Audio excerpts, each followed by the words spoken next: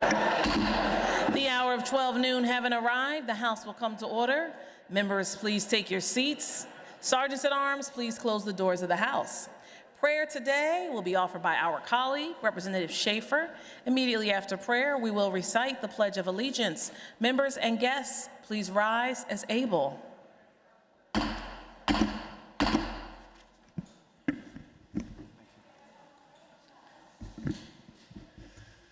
We thank you, Lord, for the abundant blessings that you've granted us, for the freedoms that we have, for the natural beauty of our amazing state, and for the tremendous people that we seek to serve every day.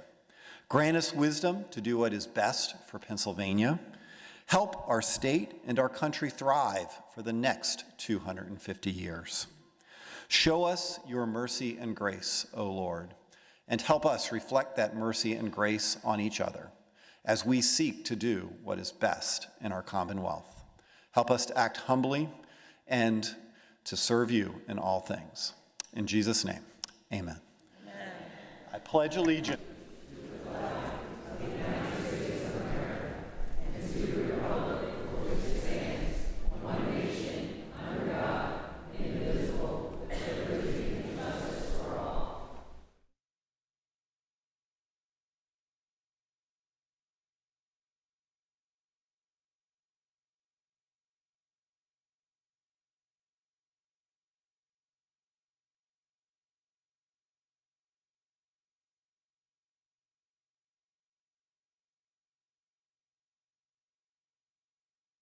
Sergeants at Arms will open the doors of the House. Members and guests, please take your seats. Without objection, the approval of the journal from Wednesday, May the 6th, 2026 will be postponed until printed.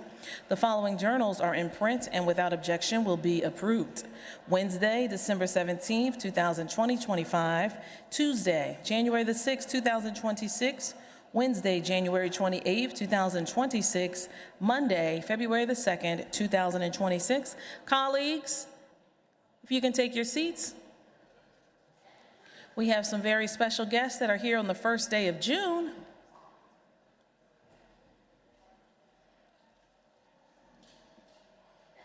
Please take your seats.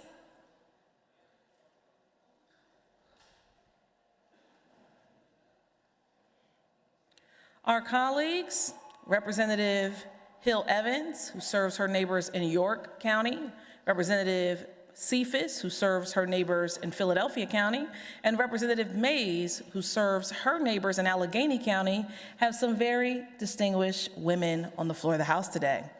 We are honored to have back the members of the Links Incorporated, which is an international nonprofit organization that was established in 1946 in Philadelphia. It has more than 17,000 members among 41 chapters in 41 states.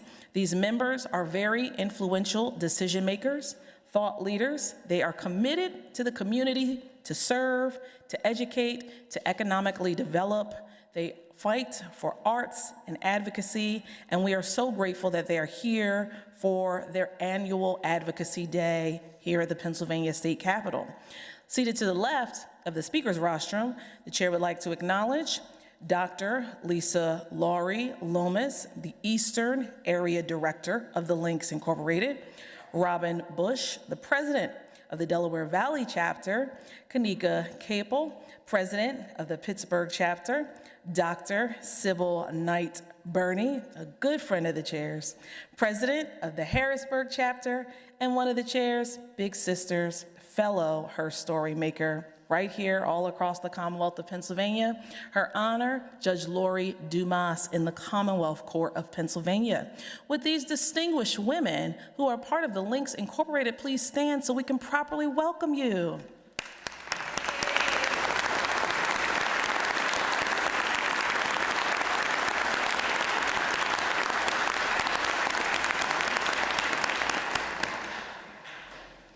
Our colleague that serves Bradford and Tioga counties, Representative Owlett, has a special guest seated to the left of the speaker's rostrum. We have in our midst Representative-elect George Margettis from the 196th Legislative District, who will be joining us as soon as his election returns are final. We can't wait for you to start your work. We congratulate you on your win. Welcome for the first time, Representative-elect.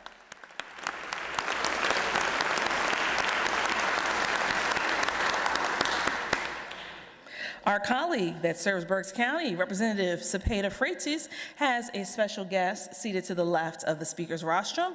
This morning, we have the niece of Representative Cepeda Freitas, Amalia Tejada, who is going to be a senior at the Royal Palm Beach High School in Florida. She looks forward to going to college, majoring in economics and international studies, and she is a part of the Distributive Education Club of America. She's focusing on hospitality and tourism. Amalia, welcome to the floor of the House. So glad to have you.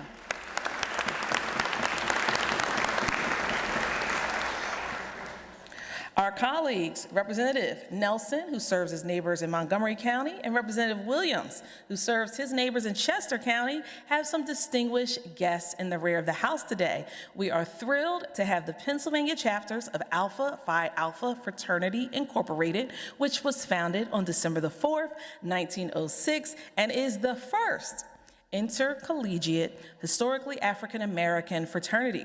They're here today for their annual Advocacy Day and to celebrate their 120th anniversary of distinguished service and leadership. That deserves a round of applause.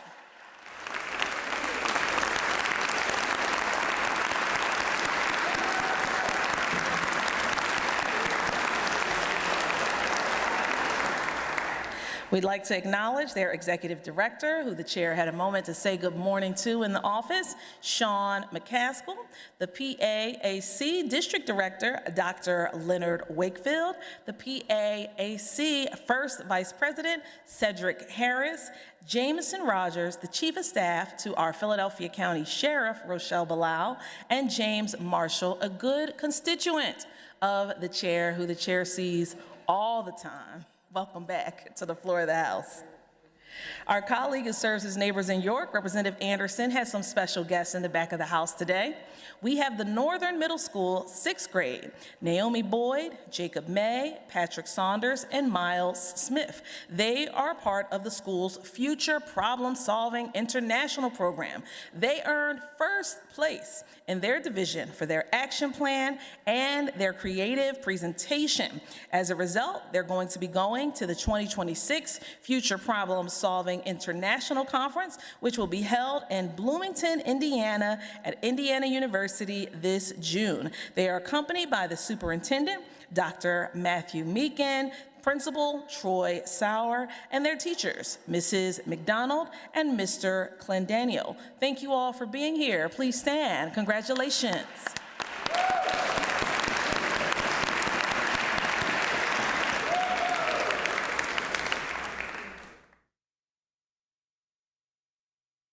Our colleague that serves Bucks County, our colleagues, Representatives Labs and Stats, have some special guests also in the back of the House. We are thrilled to welcome to the floor Mr. Lee Rush, who is a neighbor in Bucks County and serves with the Bucks County Unplugged. It's an affiliate of Pennsylvania Unplugged, and that is the statewide parent advocacy group that is committed to reducing screen time in our children's lives and promoting appropriate technology use in schools. Mr. Rush, thank you for your advocacy. Welcome to the floor of the House.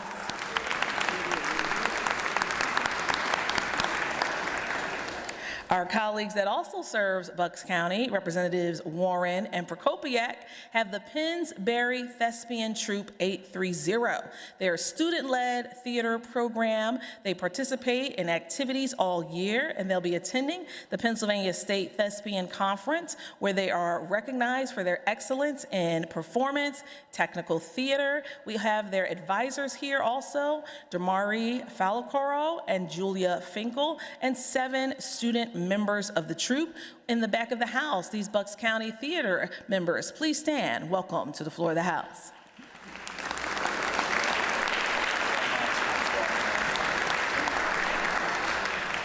In the gallery, the leader, the gentleman from Bedford, Representative Topper, has some guests, Juliet Alt and Violet Leisure. They are part of the Chestnut Ridge girls wrestling team, and they won third in the PIAA Girls Wrestling State Championship. Julia and Violet, congratulations. Please stand. So proud of you.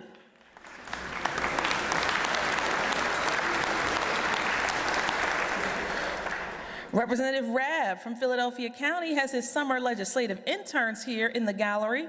This afternoon, we welcome Sarah Julia Marion, who is a student at Hampton University studying criminal justice and pre-law. And we have Sarah Jane Galvin, who is a JD candidate at Drexel University Klein's School of Law. With these legislative interns from the 200th District, please stand. Welcome to the floor of the House.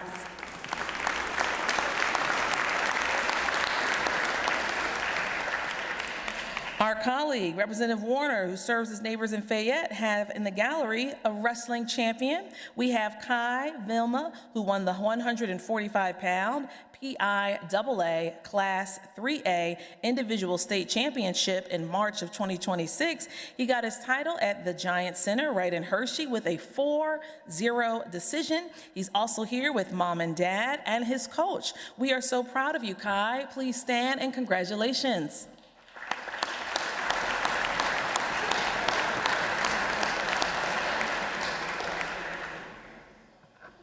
Our colleague, Representative Schlegel, has his neighbors, Shannon McMinn and Dr. Martha Thompson, along with Kara Summers. They are here to tour the Capitol, and they came all the way from his district with these guests from Representative Schlegel. Please stand. Welcome to the floor of the House.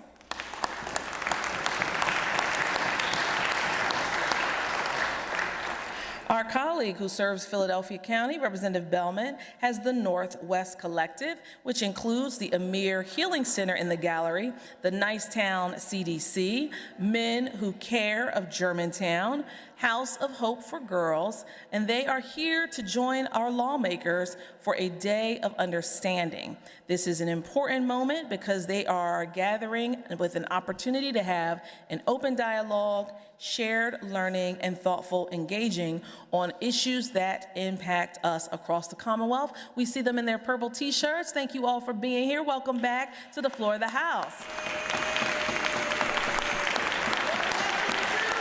Hello, Shantae Love. Good to see you.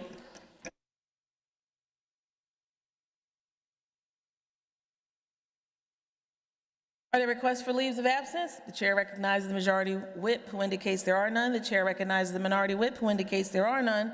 Chair is about to take the master roll call. Members will proceed to vote.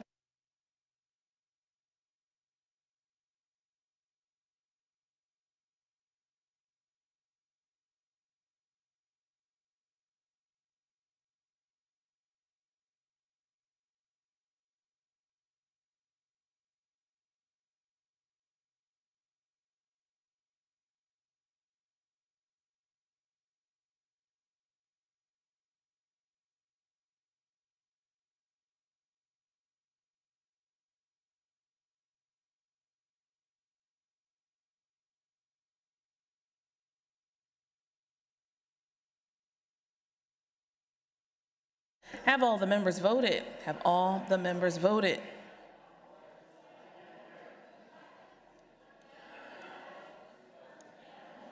Clerk will record the vote. 201 members having voted on the master roll call. A quorum is present. Chair referred the following bills, which the clerk will now read. Referrals, May 7th, 2026. House Bill 2492 to Children and Youth, Senate Bill 250 and Senate Bill 598 to Education, House Bill 2493 and 2494 to Finance, House Resolution 519, Senate Bill 822, Senate Bill 1286 to Judiciary, and Senate Bill 1298 to Transportation. Referrals, May 8th, 2026. House Bill 2497 to Gaming Oversight, House Bill 2498 to Housing and Community Development, House Bill 2495 and House Bill 2501 to Judiciary, House Bill 2499 to Labor and Industry, House Bill 2496 to Local Government, House Resolution 520 and House Bill 2500 to Veterans Affairs and Emergency Preparedness. Referrals, May 11th, 2026. House Bill 2503 to Consumer Protection, Technology and Utilities, House Bill 2504 to Environmental and Natural Resource Protection, House Bill 2507 to Finance, House Bill 2502, 2505, and 2506 to Judiciary. Referrals, May 12, 2026. House Resolution 524 to Appropriations. Referrals, May 13, 2026. House Bill 2512 to Consumer Protection Technology and Utilities. House Bill 2513 to Education. House Bill 2515 to Energy. House Bill 2509, 2511, and 2550 to Finance. House Resolution 523 to Game and Fisheries. House Resolution 521 to Insurance. House Bill 2508 to Intergovernmental Affairs and Operations. House Bill 2510 to Judiciary. House Bill 2516 to Local Government. And House Resolution 522 to Veterans Affairs and Emergency Preparedness. Referrals, May 14, 2026. House Resolution 525 and House Bill 2520 to Children and Youth. House Bill 2521 to Finance. House Resolution 526 and House Resolution 528 to Health. House Bill 2514 to Judiciary. And House Resolution 527 to Local Government. Referrals, May 20th, 2026. House Bill 2224 to Consumer Protection Technology and Utilities. House Bill 2525 to Education. House Bill 2522, House Bill 2523, and House Bill 2524 to Finance. House Resolution 529, House Resolution 531, and House Resolution 532 to Health. House Resolution 530 and House Resolution 533 to Tourism, Recreation, and Economic Development. Referrals, May 21st, 2026. House Bill 2527 to Children and Youth. House Bill 2380 to Energy. House Bill 2526 to Environmental and Natural Resource Protection. And House Bill 2528 to Transportation. Referrals, May 22nd, 2026. House Bill 2529 to Agriculture and Rural Affairs. And House Resolution 534 to Health. Referrals, May 26th, 2026. House Bill 2534 to Communications and Technology. And House Bill 2530 to Judiciary. Referrals, May 27th, 2026. House Resolution 540 and House Bill 2543 to Aging and Older Adult Services. House Resolution 536 to Commerce. House Resolution 537 to Consumer Protection Technology and Utilities. House Bill 2541 and 2544 to Education. House Bill 2537 to Environmental and Natural Resource Protection. House Bill 2532, 2536, 2538, and 2539 to Finance. House Resolution 535 and House Resolution 538 to Health. House Bill 2540 to Human Services. House Bill 2545 to Insurance. House Bill 2245 and House Bill 2531 to Judiciary.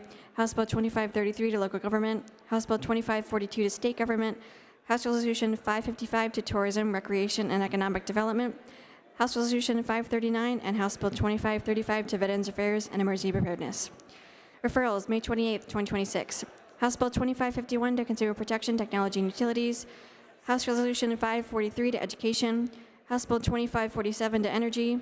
House Bill 2549 to Finance. House Resolution 541 and House Resolution 542 to Health. House Bill 2548 to State Government. And House Bill 2546, Senate Bill 1294, and Senate Bill 1295 to Transportation. Referrals, May 29, 2026. House Bill 2555 to Agricultural and Rural Affairs. House Bill 2553 to Education.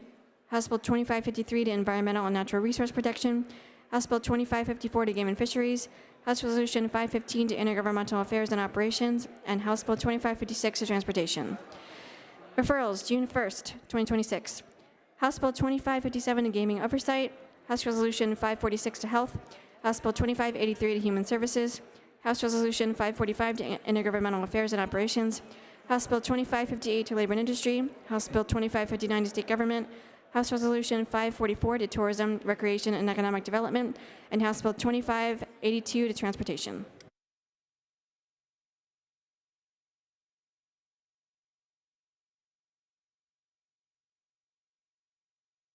Chair recognizes the gentleman from Beaver County, Representative Matsey, Majority Caucus Chair, for a caucus announcement. Thank you, Madam Speaker. House Democrats will caucus at 1:30 p.m. 1:30 p.m. We will be prepared to return to the floor at 2:30 p.m. Thank you, Madam Speaker.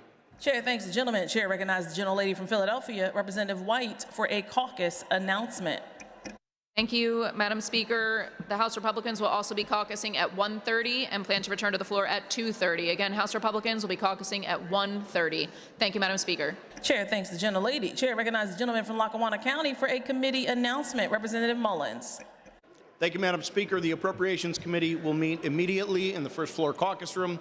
All members of the Appropriations Committee, please make your way to the first floor caucus room. Thank you, Madam Speaker. Chair thanks the gentleman. Colleagues, we want to thank the Pennsylvania Landscape and Nursery Association for the beautiful pin oak trees. Please take the pin oak trees to your offices. Please take the pin oak trees to your offices. House will stand in recess until 2:30 p.m. unless sooner recalled by the Speaker.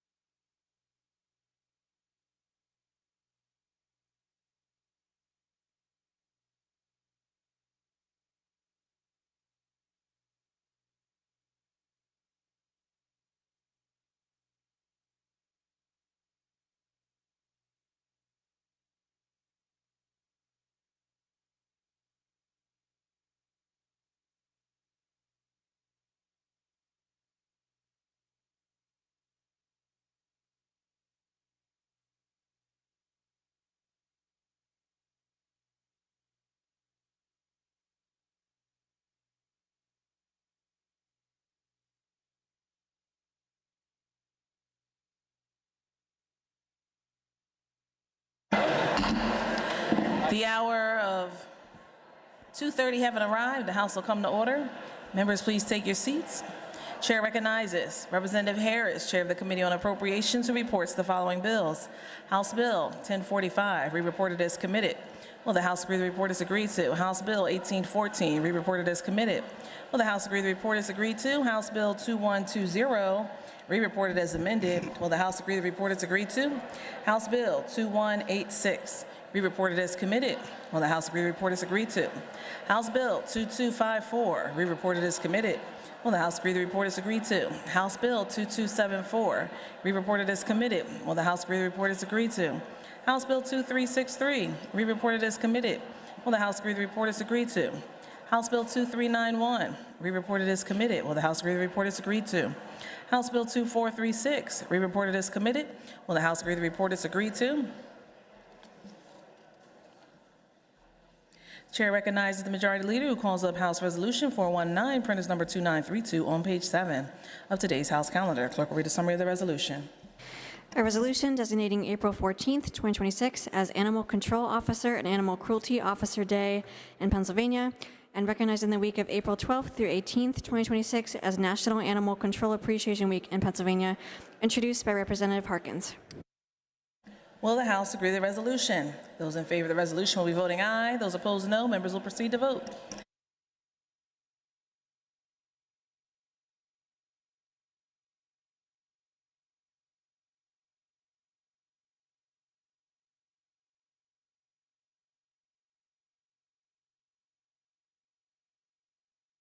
Have all the members voted? Have all the members voted?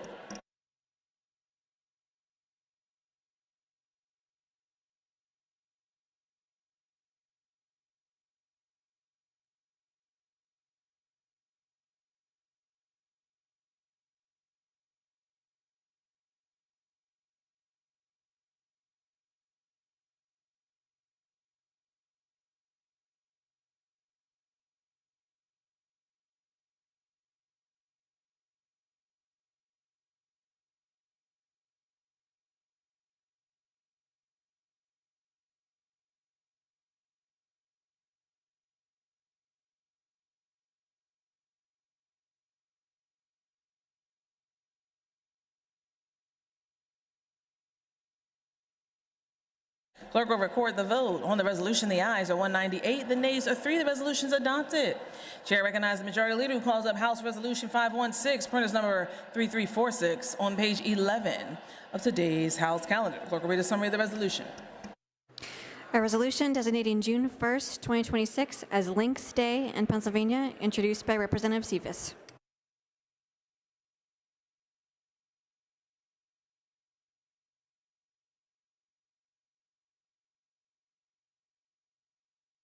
The resolution will be temporarily over. The chair recognizes the Majority Leader, who calls up House Resolution 517, printers number 3347, on page 11 of today's House calendar. Clerk will read a summary of the resolution.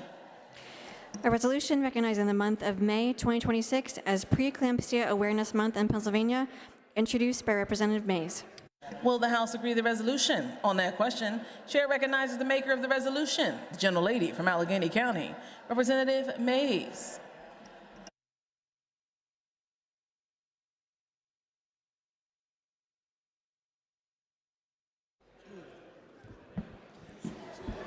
Thank you, Madam Speaker. I rise today in support of this resolution that recognizes Preeclampsia Awareness Month in Pennsylvania. Preeclampsia is a serious and life-threatening pregnancy complication that affects thousands of women and birthing people each year. It can develop during pregnancy or in the weeks following delivery, and if left untreated, can lead to devastating outcomes for both the parent and the baby. In Pennsylvania, far too many families have experienced the fear, uncertainty, and loss that can accompany hypertensive disorders such as this.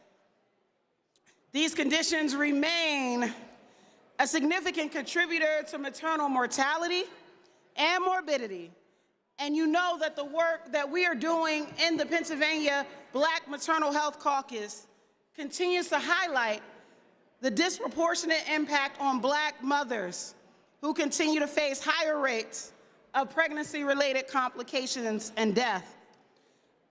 Preeclampsia Awareness Month is an opportunity to educate our communities about the warning signs, encourage early detection and treatment, and support ongoing efforts to improve maternal health outcomes all across our Commonwealth. Every Pennsylvanian deserves access to quality prenatal and postpartum care, regardless of their zip code, their income, or their background. Raising awareness, supporting research, advancing policies like we have done in the House, my bill, to ensure that Medicaid covers blood pressure monitors is one of the ways that we can protect mothers in this Commonwealth. I want to thank the co-prime sponsor of this resolution, Representative Hambidge. I want to thank the co-chairs of the Pennsylvania Black Maternal Health Caucus, as well as my colleague from Allegheny County, Rep. Mandy Still, for her support of the Pennsylvania Momnibus. I urge you colleagues to vote yes on House Resolution 517. Thank you so much, Madam Speaker.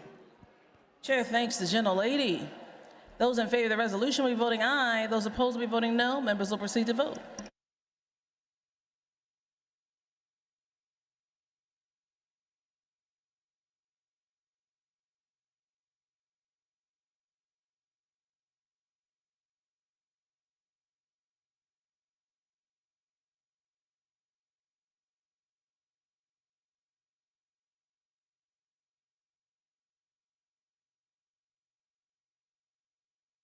Have all the members voted? Have all the members voted?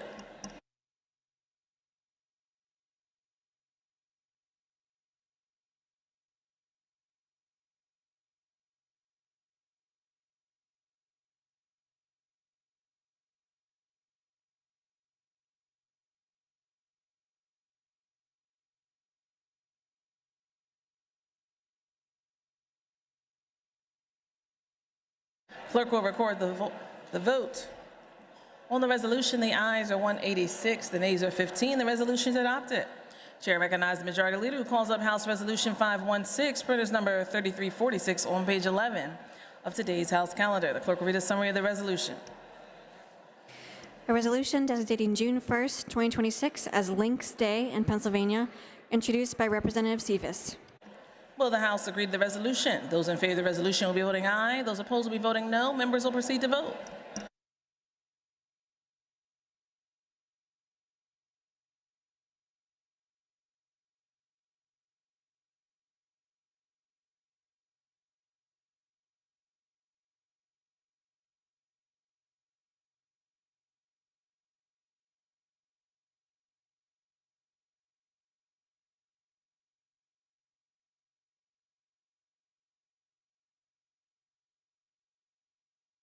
Have all the members voted? Have all the members voted?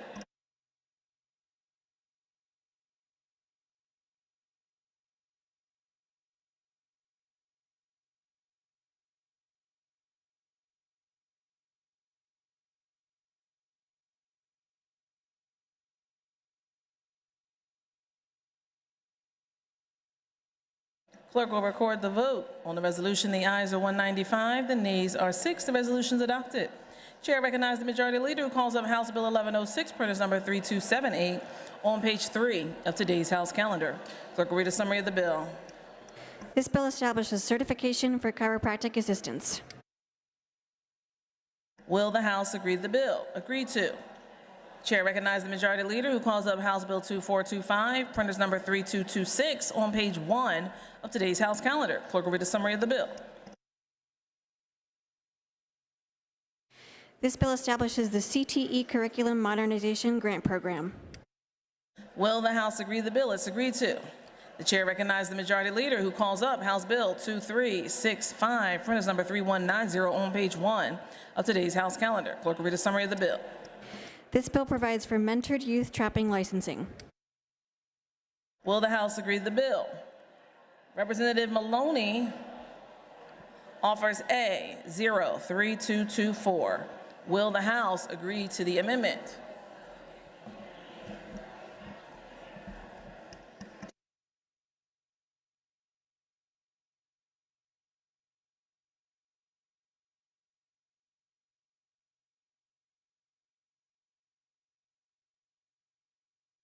Will the House agree to the amendment? On that question, Chair recognizes the maker of the amendment, Minority Chair of Game and Fish, the gentleman from Berks, Representative Maloney. Thank you, Madam Speaker.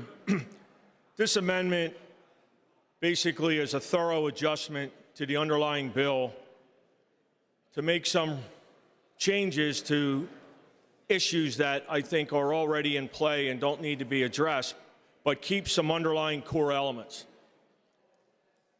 Instead of an apprentice license, the prospective hunters and trappers can partake in the mentoring program, which we have right now since, I think, 2005. This amendment also retains the Commission's regulatory authority over this issue, which allows adjustments as needed. Participation in an apprentice or mentored program does not replace and should not replace the hunter safety program. We have a hunter safety program in place that is very necessary, not only for firearm handling, but for the proper and ethical participation in the dispatch of game.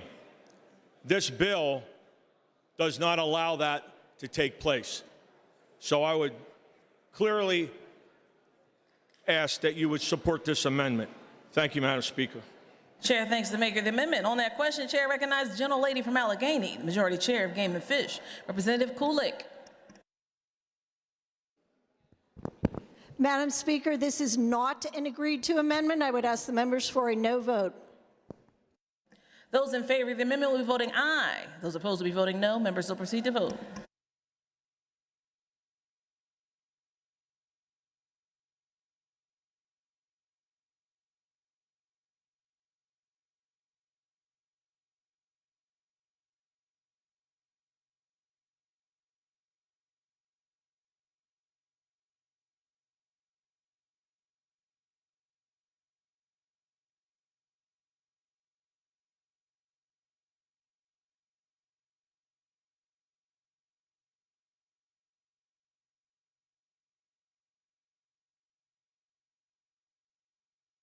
Have all the members voted? Have all the members voted? Oh.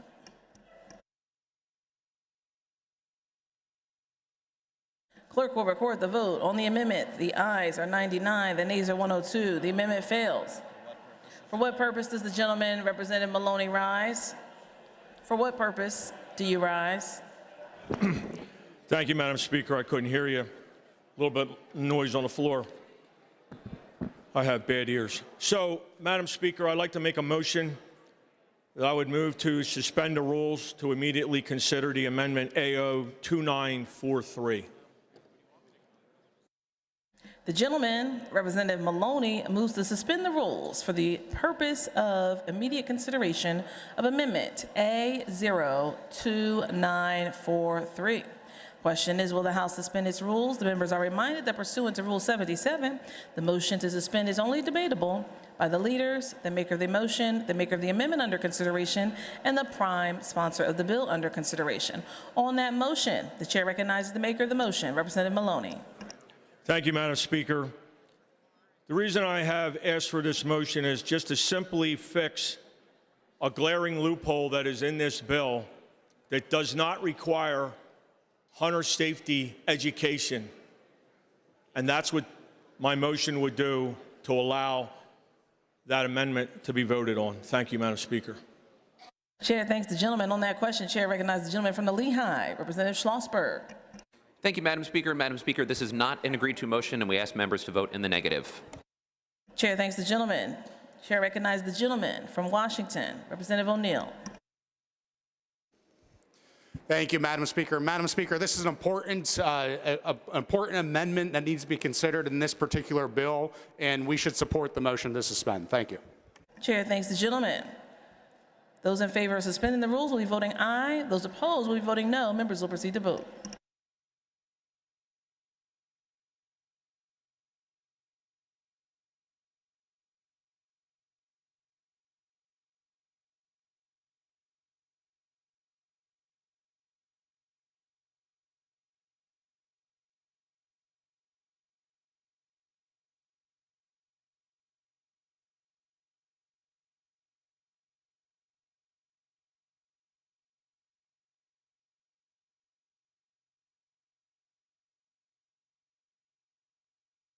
Have all the members voted? Have all the members voted? Clerk will record the vote on the question. The yeas are 99, the nays are 102. Less than a two-third majority having voted in the affirmative, the motion fails. Will the House agree the bill is agreed to? The chair recognizes the majority leader who calls up House Bill 2446, printers number 3257, on page 4 of today's House calendar. Clerk will read a summary of the bill. This bill establishes the Fire Company Transformational Grant Program. Will the House agree to the bill? Representative Gillen offers A03170. Will the House agree to the amendment? On that question, the chair recognizes the gentleman from Berks, Representative Gillen. Thank you, Madam Speaker. My amendment would provide a more robust funding stream for fire and also add EMS. I think we all realize that our fire and EMS services are underfunded and are facing some real challenges out there. My amendment also would not take the resources for that out of the Property Tax Relief Reserve Fund, which was established under Act 1 of 2006 to provide property tax relief for Pennsylvanians. It's not agreed to, this amendment, and so at this time, I'll be withdrawing the amendment. Thank you, Madam Speaker. Gentleman withdraws. The chair thanks the gentleman. Representative Pugh offers A03261. Will the House agree to the amendment? On that question, the chair recognizes the gentlelady from Luzerne, Representative Pugh.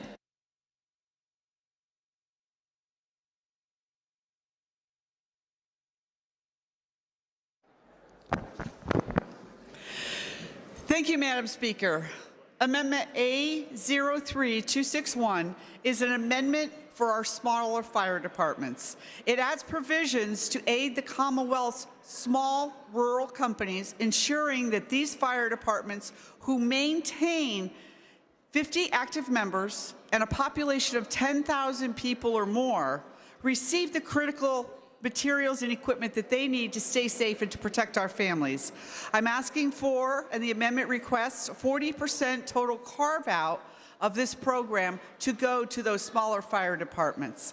The amendment also expands reporting requirements under the bill to include the number of applications approved, the geographic distribution of recipients, and the distribution of funds among different classifications so that we can truly see where the monies are going in the departments that we're helping across the state.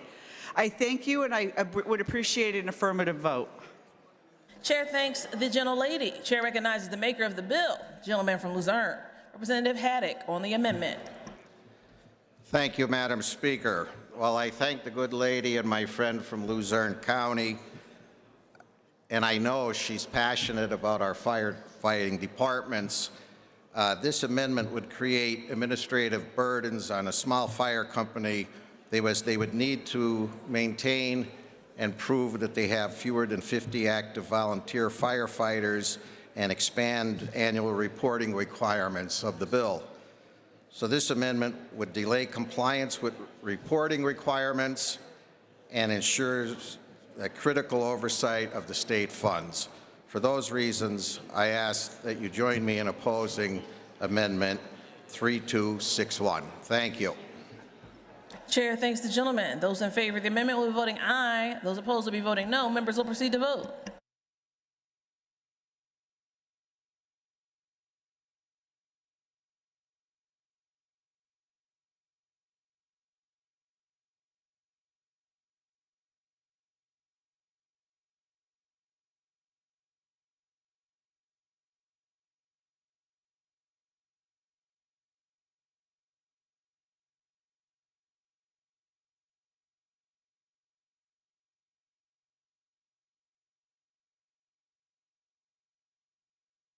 Have all the members voted? Have all the members voted? Clerk will record the vote on the amendment. The ayes are 99, the nays are 102. The amendment fails. Representative Roy offers A 03262. Will the House agree to the amendment on that question? Chair recognizes the maker of the amendment, Minority Chair of State Government, gentleman from Bradford, Representative Roy. Thank you, Madam Chair. My amendment makes this bill fair for all Pennsylvanians. My amendment is fair to all Pennsylvania fire departments. My amendment is fair for densely populated urban areas, rural areas that are sparsely populated, and everywhere in between. My amendment, Madam Speaker, would help all 2,400 fire departments in Pennsylvania. The underlying bill may only help 30 fire departments if the grants were awarded at the $1 million maximum that the bill allows for. Only 30 departments out of 2,400 would get any money. There are about 2,400 fire departments in Pennsylvania. A new fire engine costs $1 million. So again, if the maximum grants are awarded, 30 fire departments might get $1 million each to buy new fire engines. The other 2,370 fire departments would get nothing at all. It works out to about 1 out of every 80 departments would get a grant. So if you think about a fire department that might get $1 million grant, the 79 fire departments that surround that department, 2, 3, 4 layers out, they would all get 0. 1 out of every 80 departments would be funded. That's all the underlying bill does. Madam Speaker, most people in this room, hopefully everybody, they're familiar with the fire grant program. It's generically called the Fire Commissioner Grant Program by a lot of people. It's part of Title 35. What my amendment does is, rather than creating a completely separate program that has administrative costs and overhead and a lot of subjectivity to it, it would take that money and put it into the existing grant program. So an easy way of thinking of my amendment, rather than fire departments getting around $15,000 a year each, fire departments would get around $30,000 a year each. That's all 2,400 departments. Roughly speaking, every department would get about double what they get now. The current grant program's $30 million. They get about $15,000 each. This would put the new $30 million in that same program, so every department would get about $30,000. All 2,400 fire departments would benefit, rather than just 30 of them.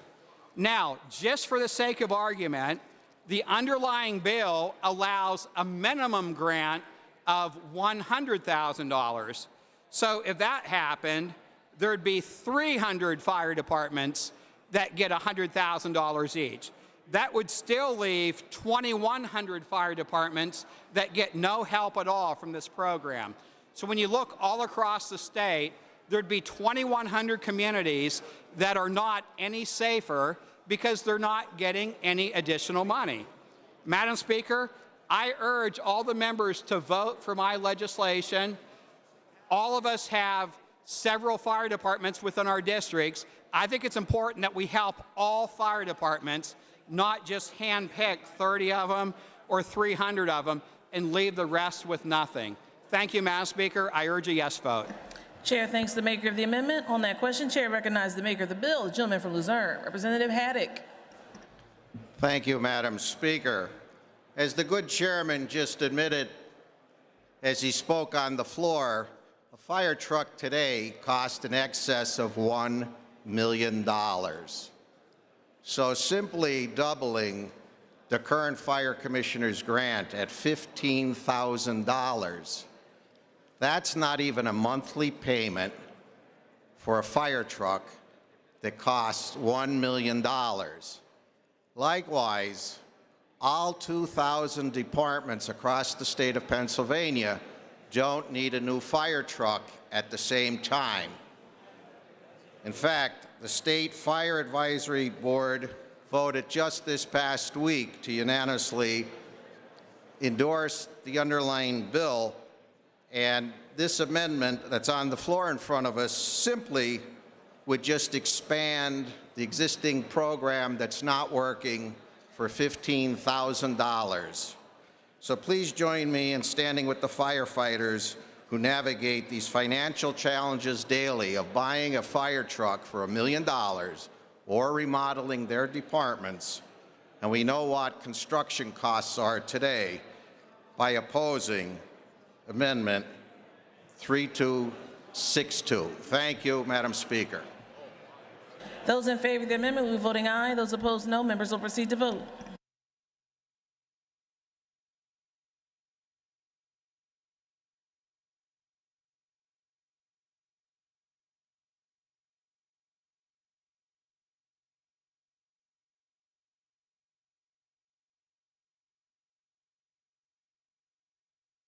Have all the members voted?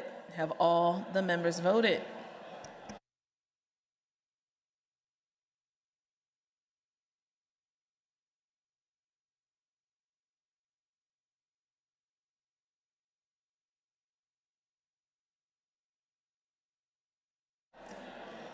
Clerk will record the vote on the amendment. The ayes are 99, the nays are 102. The amendment fails.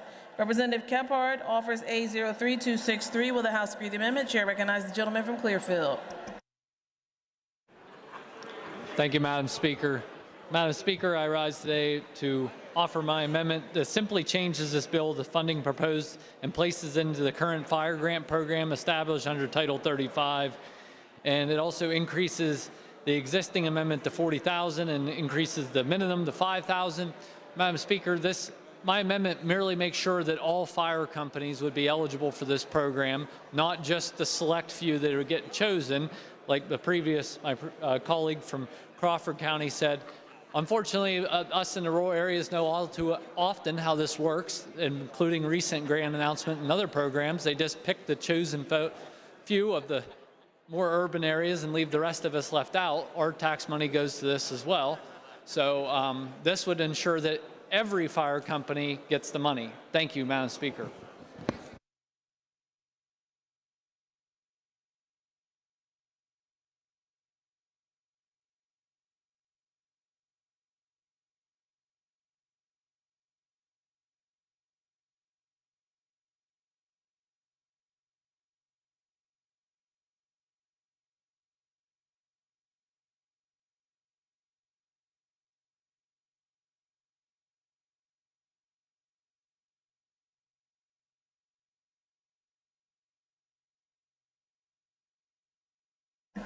On the amendment, Representative Haddock.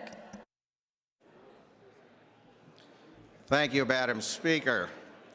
This amendment is very similar to the prior amendment that we just spoke about, and I am sure this amendment was offered with great intent. However, even in my rural districts, a tanker truck costs $650,000 for just a tanker. A pumper is over $1 million.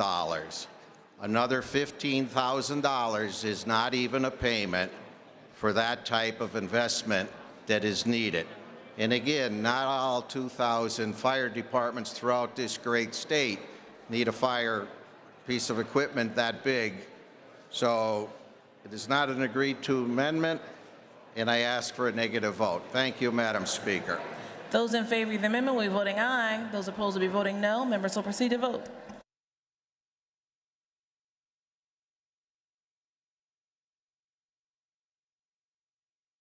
Have all the members voted? Have all the members voted?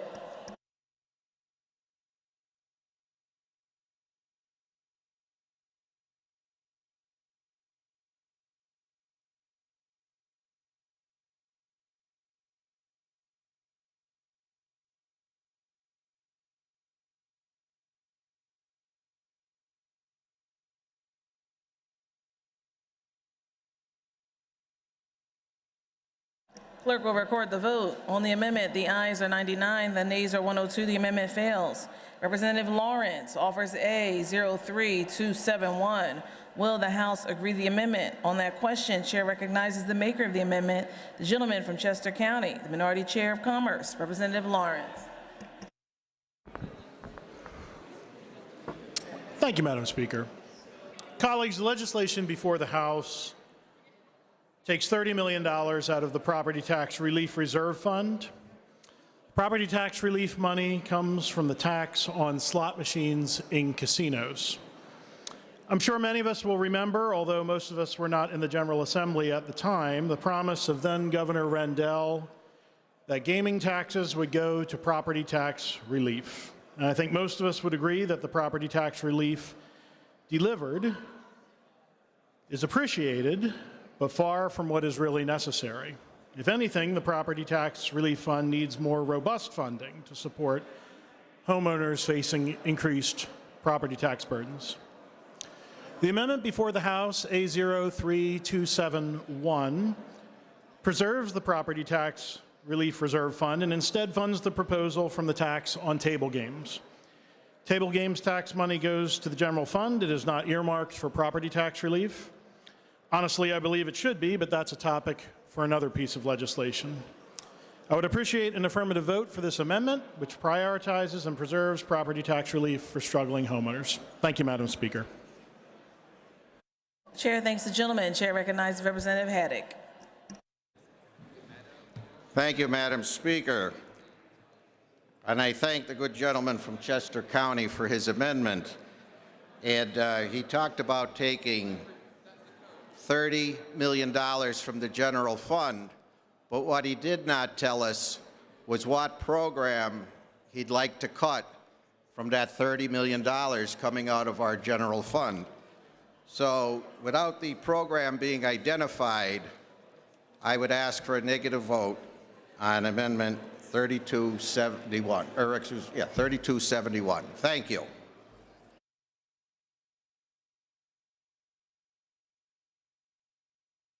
Chair recognizes Representative Lawrence. Thank you, Madam Speaker, and I appreciate the comments of the good gentleman, the sponsor of the bill. Very respectfully, what we're looking at under, and I say this very respectfully, under the logic that was just presented, what we're looking at under the underlying bill, House Bill 2446, is a $30 million cut to property tax relief. Now, I'm not for that. I'm not for taking $30 million away from homeowners who are struggling to pay their property taxes. The funding for the Property Tax Relief Fund, as was mentioned earlier, comes from the tax on table games. Regardless of what anyone in the room, including myself, thinks about table games, when they were instituted in the Commonwealth, the promise was that money is going to go to property tax relief. And cutting $30 million from that, that's significant money. Now, the tax on table games, you might say, well, table games and slots, what's the difference? Well, the General Assembly, in its wisdom, said table games money does not go to property tax relief. I think it should. We've had an amendment passed in this House, I remember it was a couple years ago, that said all table games money would go to property tax relief. That never got across the finish line, and that's not the topic being discussed today. The amendment before the House provides every member of the House an opportunity to support volunteer firefighters and to support struggling homeowners. I encourage an affirmative vote. Thank you, Madam Speaker. Chair thanks the gentleman. Chair recognizes Representative Heffley on the amendment.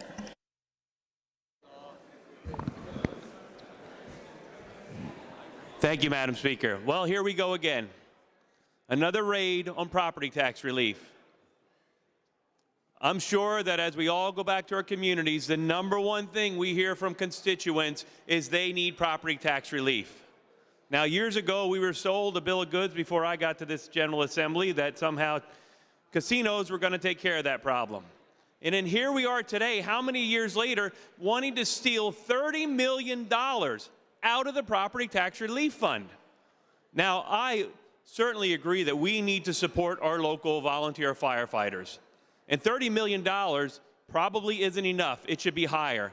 And right now, we're going into June, which is budget season, so I would love to work on a plan where we could get real dollars and real relief to our volunteer firefighters.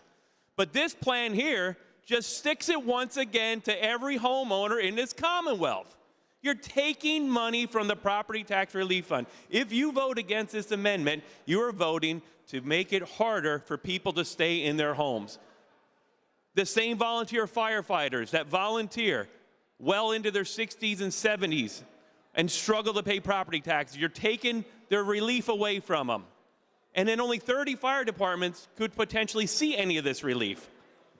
Madam Speaker, I agree with funding for our volunteer firefighters. It's about time that we do something. We are in the midst of the June budget season. Let's get it done without taking money from our property taxpayers. Vote for this amendment. Thank you, Madam Those in Speaker. favor of the amendment will be voting aye. Those opposed will be voting no. Members will proceed to vote.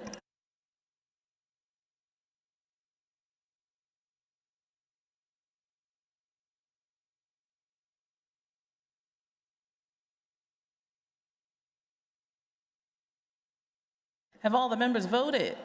Have all the members voted?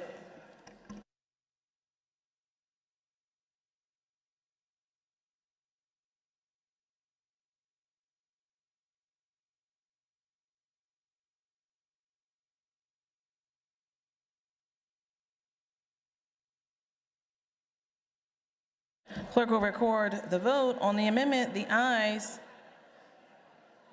are 99 and the nays are 102. The amendment fails. Representative Gillen also offers A03-269. Will the House agree to the amendment? Chair recognizes the maker of the amendment. I appreciate the good gentleman from Luzerne County. He came over to me before we consummated some of these votes and expressed a willingness to work together. I suspect that this is not the final version, what we're going to be voting on tomorrow. I think there's going to be some recalibrations. I'm pleased that this is an agreed to amendment regarding adding the majority and minority chairs of the House and Senate Appropriations Committee to receive the Fire Commissioner's report. So whatever final version we have, I think this is certainly appropriate to be in it to make sure that we have a more thorough oversight. Thank you, Madam Chair. Chair thanks the gentleman. Those in favor of the amendment will be voting aye. Those opposed, no. Members will proceed to vote.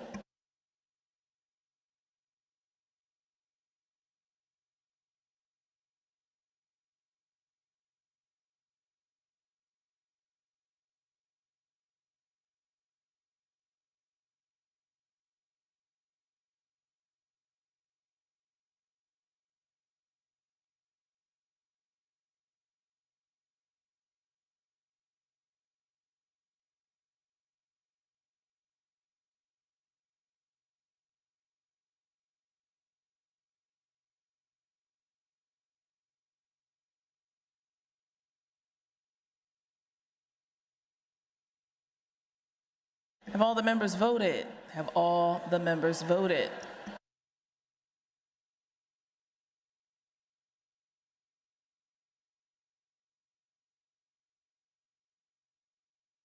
Clerk will record the vote. On the amendment, the ayes are 201, the nays are 0. The amendment's adopted. Will the House agree the bill is agreed to? The bill as amended will be reprinted.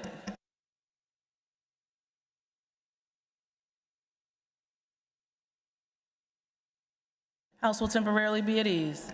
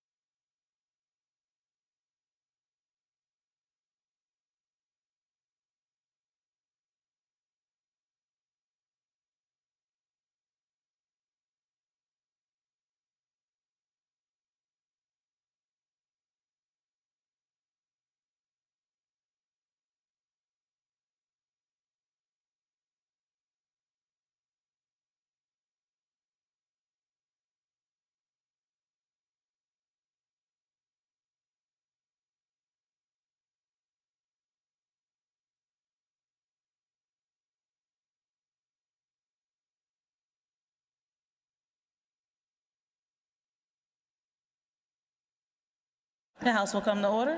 Chair recognizes the Majority Leader who calls up House Bill 1045, printers number 3290, on page 1 of Supplemental Calendar A. Will the House agree the bill is agreed to? The clerk will read the title and a brief description of the bill. This bill requires training for school nurses and professional employees of a school entity on seizure recognition and related first aid training. This bill has been considered on 3 different days and agreed to. The question is, shall the bill pass the House finally? On that question, Chair recognizes the maker of the bill, the gentlelady from Delaware County, Representative Kazim. Thank you, Madam Speaker. I rise today to ask for an affirmative vote on House Bill 1045. This bill will require some seizure recognition and response training in schools. 130,000 Pennsylvanians, including children, are believed to be living with epilepsy right now. Every day, thousands of children across Pennsylvania attend schools while living with epilepsy. For these students, a seizure can happen at any time, whether in a classroom, playground, or during lunch. This is a serious brain disorder and can trigger seizures, oftentimes extremely painful without any warning. With the unpredictable nature of this condition, it is essential that school professionals know all of the procedures and warning signs to be able to identify and quickly respond to a seizure when it strikes, so it does not result in serious permanent injury or tragically and become fatal. Unfortunately, many teachers, school staff, and coaches do not know how to recognize the signs of a seizure or respond appropriately. This legislation is about safety, preparedness, and to be able to respond with dignity.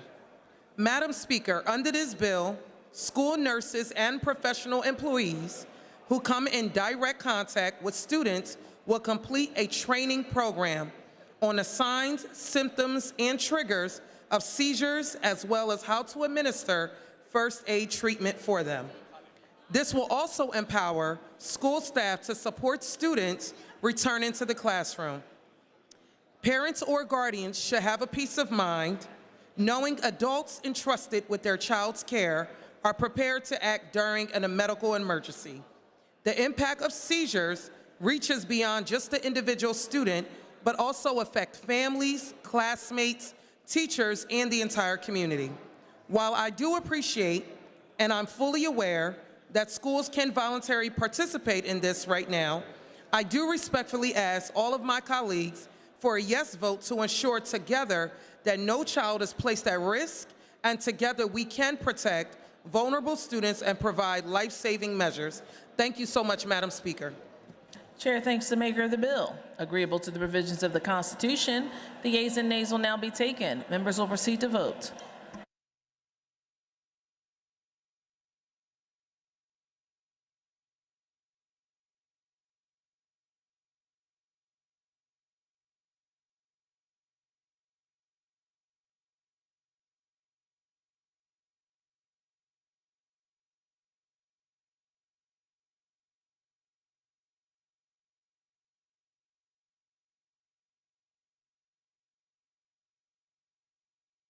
Have all the members voted?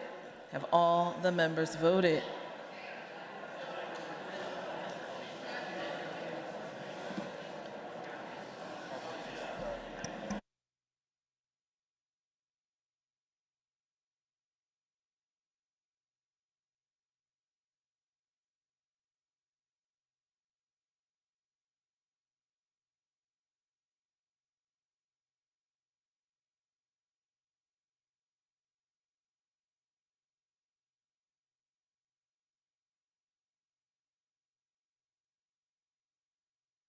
Clerk will record the vote on final passage of the bill. The yeas are 129, the nays are 71. Majority required by the Constitution having voted in the affirmative, the bill passes the House finally. Clerk will return the same to the Senate for concurrence. The chair recognizes the Majority Leader, calls up House Bill 1814, printer's number 3372 on page 1 of Supplemental Calendar A. Will the House agree the bill is agreed to? The clerk will read the title and a brief description of the bill. This bill requires public school entities to restrict student cell phone possession and use during the school day and school buildings. This bill has been considered on 3 different days and agreed to. The question is, shall the bill pass the House finally? On that question, Chair recognizes the maker of the bill, gentlelady from Allegheny County, Representative Steele.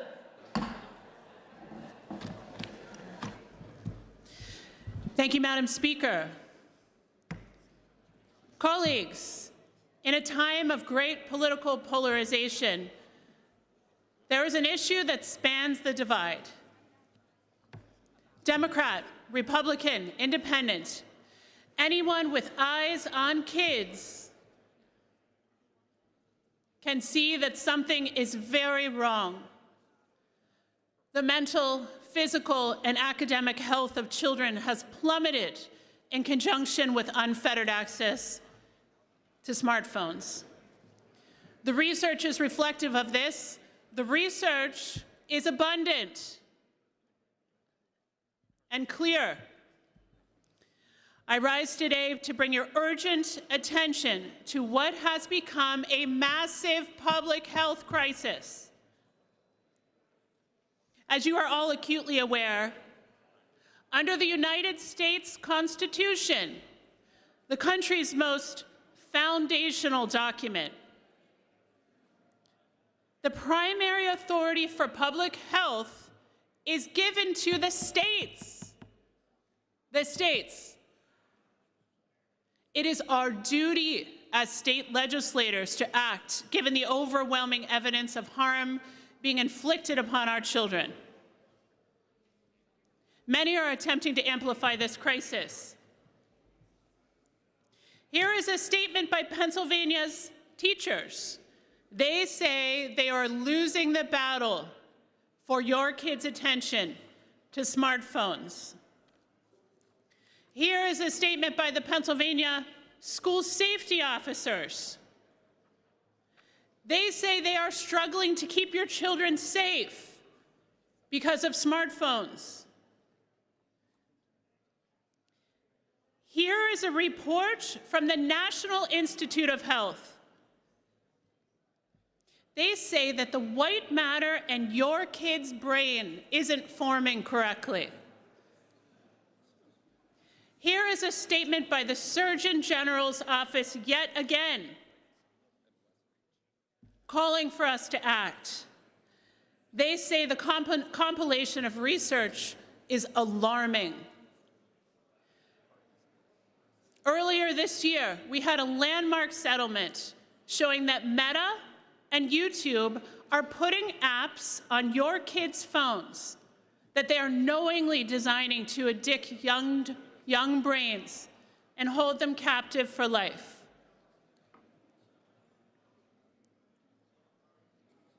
While there are many steps that must be taken to correct course for our children, perhaps the most obvious one is the subject of this bill. We've got to get smartphones out of schools so the kids can learn and play and talk and laugh, negotiate conflict, make eye contact, be curious, be kids again, free from the most addictive and harmful device that humanity has ever been subjected to. We must act in the face of a public health crisis of this magnitude.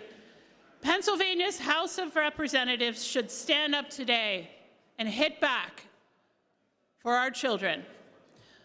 I urge a yes vote. Thank you, Madam Speaker. Chair thanks the maker of the bill. On that question, Chair recognizes the gentleman from Lebanon, Representative Diamond. Thank you, Madam Speaker. I rise in support of House Bill 1814. Colleagues, when it comes to education in Pennsylvania, we have a mandate. That mandate is Article 3, Section 14 of the Pennsylvania Constitution, which says, and I quote, "The General Assembly shall provide for the maintenance and support of a thorough and efficient system of public education to serve the needs of the Commonwealth." Colleagues, ask yourself, does a cell phone in a kid's hand serve the needs of the Commonwealth when they're in school? No, it does not. Does a cell phone in a kid's hand make our public education system efficient? No, it does not. Does a cell phone in a kid's hand make our public education system thorough? In some limited cases, and they're accepted out by this bill, a cell phone might make it more thorough for a kid. But I would argue, even in those cases, Madam Speaker, a more task-oriented, dedicated device would be better than a cell phone. And Madam Speaker, as we've been hearing bills today, I've looked around the room, and I've seen many of my own colleagues with their own heads buried in the cell phone. Look, if we as adults can't pay attention here, how do we expect children to be paying attention in school? These devices have no place, Madam Speaker, in a formal education process. Vote yes on House Bill 1814. Thank you. Chair thanks the gentleman. Chair recognizes the gentleman from Delaware County, Representative Vitale, Majority Chair of Environmental Resources.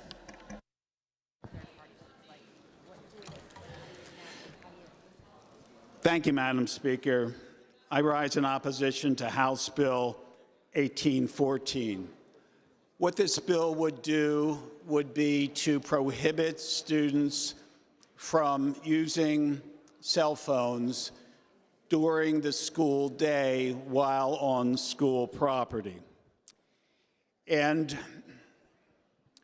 I would suggest to you that the real issue here is not what the proper policy for cell phones in schools is, but who should be making that policy. We have 500 individual school districts. We have large school districts and small school districts. We have rich school districts and poor school districts. We have urban school districts, we have rural school districts, we have suburban school districts. And the question is, who should be making the decisions in each of these 500 school districts? Who knows their individual school districts the best? Is it the governor sitting in his office in the Capitol? Or is it elected school board members who live in the community and who interact with these students? You know,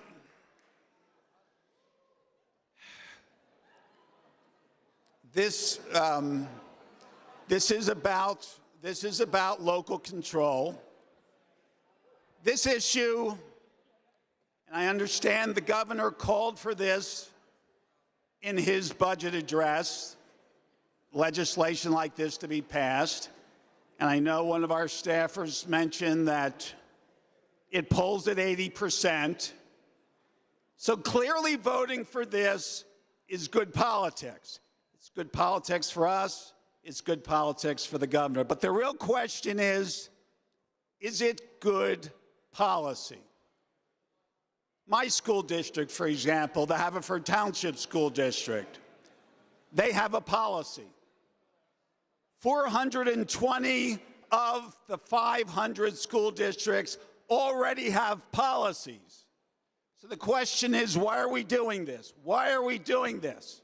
If 420 out of 500 already have policies. My school district, for example, its policy is not to prohibit cell phones for the entire day on the entire school grounds, but rather to prohibit cell phones during instructional times. That's a choice they've made. That's because they feel that's best for this suburban middle-class school district. Other school districts can make different choices, and we all could change those choices as circumstances and experience dictate. But to have this one-size-fits-all, this, talking point popular policy It may be popular, but it's the wrong decision from a policy perspective, and I urge a no vote.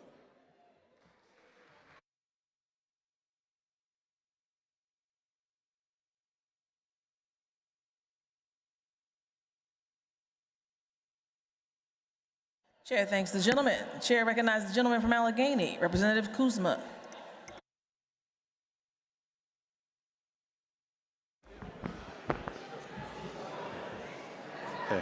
Thank you, Madam Chair. I rise in support of House Bill 1814, which would remove cell phones from our kids' classrooms. I'm the father of 2 daughters myself, and I don't see there being any purpose in having social media a platform for bullying or a platform for cheating in our classrooms. Studies have shown that by removing them, we are minimizing cheating, improving our test scores, and minimizing bullying. Not only for those 3 reasons am I in favor of it, but I'm also in favor of reducing the amount of time the children of this Commonwealth spend on social media. A study in 2024 showed that in a 1-week period, 13-year-old girls are exposed to nudity 24% of the time on Instagram. 24% of 13-year-old girls are exposed to nudity on Instagram.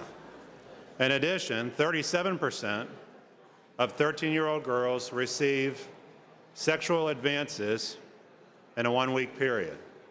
And 17% of 13-year-old girls are exposed to self-harm content. There is no reason to allow cell phones in classrooms which promotes cheating, promotes bullying, and lowers our test scores. And there is no reason for our children to be exposed to addictive social media, sexual advances, nudity, and self-harm content. That is why I'm in favor of House Bill 1814, and I ask for an affirmative vote. Thank you, Madam Chair. Chair thanks the gentleman. Chair recognizes the gentlelady from Lancaster, Representative Rivera, on final passage of House Bill 1814.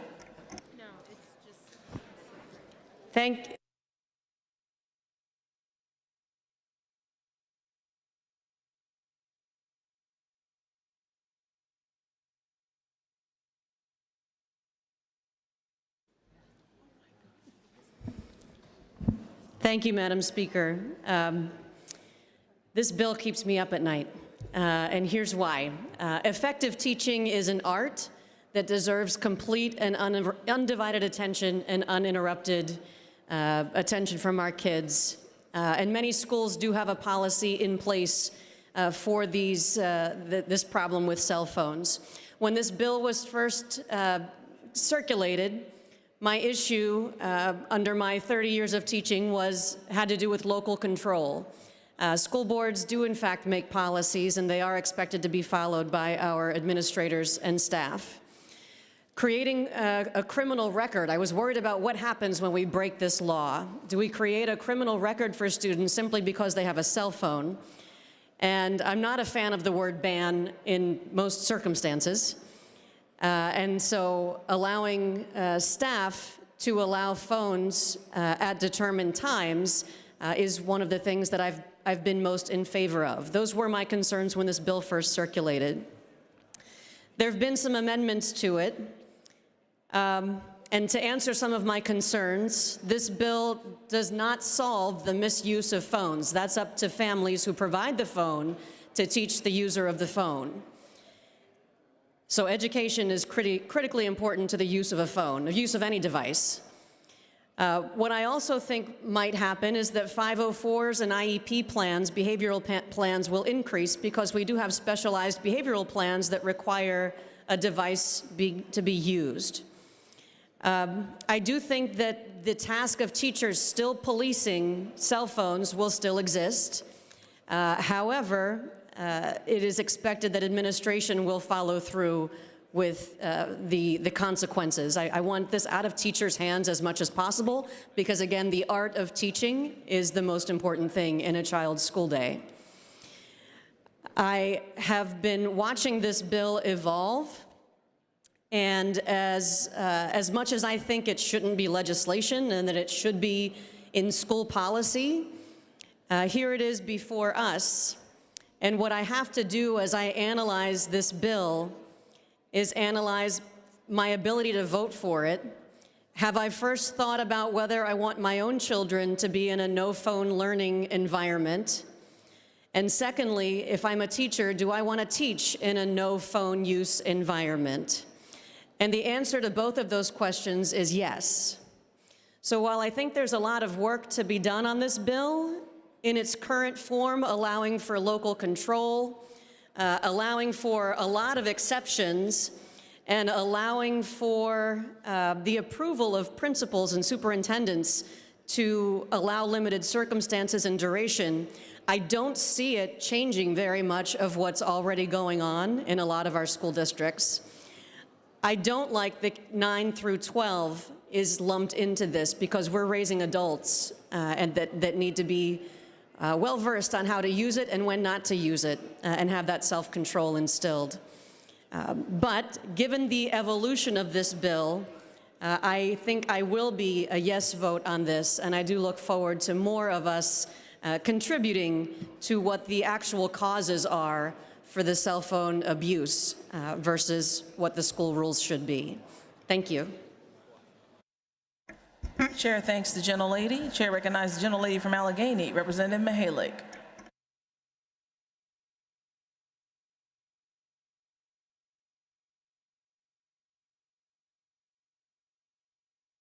Thank you, Madam Speaker. I have the privilege of representing 3 outstanding school districts in Allegheny and Washington counties: Bethel Park, Upper St. Clair, and the Peters Township School District. My 3 kids attend the Peters Township School District, 2 of which are teenagers, and this is a very hot topic of discussion in my house. Every parent out there is navigating how to use these devices. When do you introduce them? How do you adapt your rules to changing technology, and how do you adapt the rules to kids of different ages? What works in our house might not work for the kids down the street or the family on the other side of the state. What works in our house today might not work in our house next year when my oldest starts high school.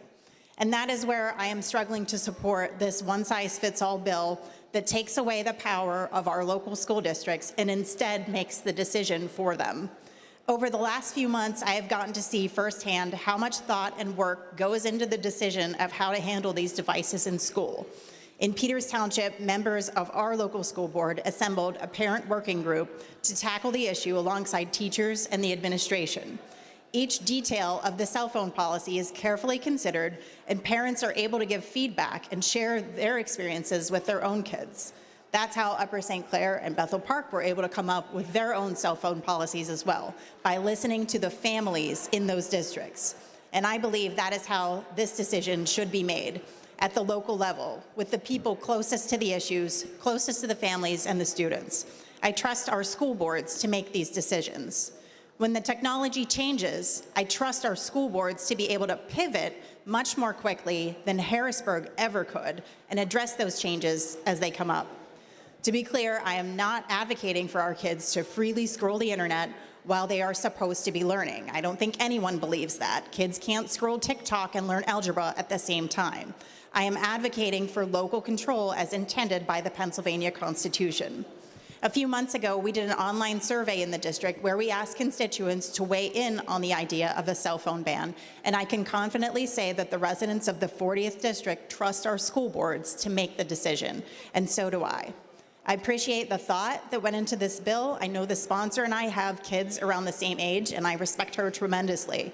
This is a difficult issue for us to tackle as parents, as lawmakers. I simply believe our school districts can tackle the issue without Harrisburg getting in the way. And one more thing to 2 of my most difficult constituents, Petra and Nyla, you can stop bugging me now. Mom voted no. Thank you. Chair recognizes the gentlelady from Monroe, the Majority Chair of the Aging Committee, Representative Madden. Thank you, Madam Speaker. Madam Speaker, I respectfully rise in opposition to HB 1814, I understand that cell phones in schools is an issue, and I understand that we've allowed our school districts to handle them the way they see fit. For me, it comes down to being the parent of a junior high school child and a middle school child on 9/11. And when my kids were in school on 9/11, they didn't have cell phones, but they had beepers. And when my oldest son beeped me 911, I didn't care that they said, keep your kids in school, they're safer there. I thought if we're gonna die, we're all gonna die together, because we were under attack. And then I went to Parkland for the 4th anniversary of the Marjorie Stoneman Douglas school shooting. And I went to every single vigil. There were a total of 5 vigils around the 4th anniversary. And I spoke to crying parents whose last words were to their children as they called them scared from under the desk. And so I'm on this side of the argument. Until we can keep our children safe in school, I want them to have their cell phone. I want them to be able to call their parents for help or simply to say goodbye. Thank you, Madam Speaker. Chair thanks the gentlelady. Agreeable to the provisions of the Constitution, the yeas and nays will now be taken. Members will proceed to vote.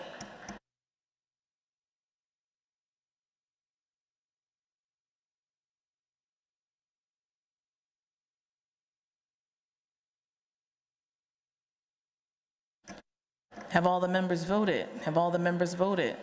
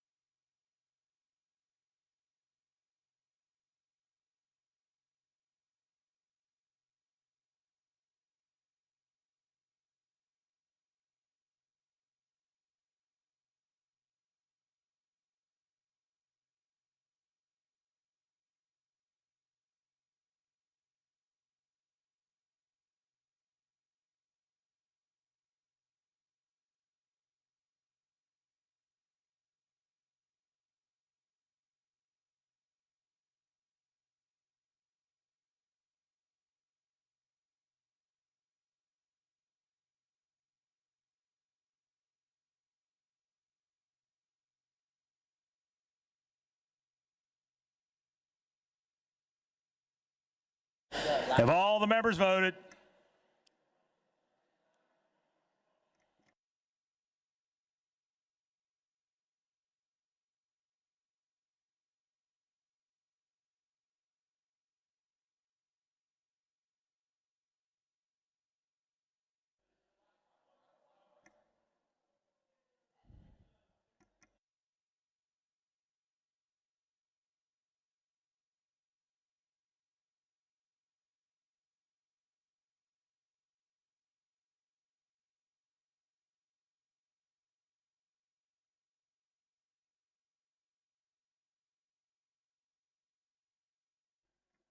Clerk will record the vote on the final passage of the bill. The yeas are 126, the nays 75. Majority required by the Constitution. Having voted in the affirmative, the bill passes finally, and the clerk will present the same to the Senate for concurrence. Chair recognizes Majority Leader who calls up House Bill 2186, printers number 3373 on page 2 of Supplemental Calendar A. Will the House agree to the bill? Agreed to. Clerk will read the title and a brief description of the bill. This bill removes barriers to the creation of accessory dwelling units. This bill has been considered on 3 different days and agreed to. The question is, shall the bill pass finally? On the question, Chair recognizes the prime sponsor of the legislation, gentleman from Allegheny, Representative Ingalls. Thank you, Mr. Speaker. Pennsylvania is facing a significant housing affordability and supply crisis that is impacting families, seniors, and young people across this Commonwealth. From 2017 to 2023, Pennsylvania ranked 44th in the nation in housing production. In that same period, the average rent in the 23 Pennsylvania counties tracked by Zillow's rent estimate increased from $1,013 in 2017 to $1,476 in 2023, a 46% increase. Today, the Governor's Housing Action Plan estimates we need at least 185,000 additional homes to meet current demand and support future economic growth. When we fail to build enough housing, prices rise, competition decreases, and more Pennsylvanians are priced out of their own communities. Pennsylvanians across political and geographic lines see housing costs and availability as a critical and pressing issue. Recent statewide polling conducted by YouGov found that 84% of voters believe housing costs are a major problem, and an equal share believe the legislature should take action to address affordability and availability. When asked to choose between building more homes or preserving neighborhoods from change, a clear majority, 61%, prioritized building more housing. Additionally, 67% of voters said there are not enough homes that average people can afford, and 56% report that housing costs have negatively impacted their ability to save. Key driver of this shortage is outdated and overly restrictive land use policy that limits the development of modest, attainable housing options. In many communities, accessory dwelling units, small secondary homes such as basement apartments, garage conversions, or backyard cottages, are either prohibited outright or subject to costly and uncertain approval processes. House Bill 2186 offers a practical and balanced solution by establishing clear statewide standards that allow homeowners to build ADUs by right, while still maintaining existing zoning, permitting, and health and safety requirements. ADUs are a proven tool to expand housing supply in a way that is both efficient and community-friendly. They provide stable housing, serving as a primary residence in approximately 80% of cases nationwide, while offering flexible options for multi-generational living, allowing families to care for aging parents or support younger relatives. They create opportunities for homeowners to generate supplemental income, helping offset rising costs, and they do so without requiring direct government subsidies.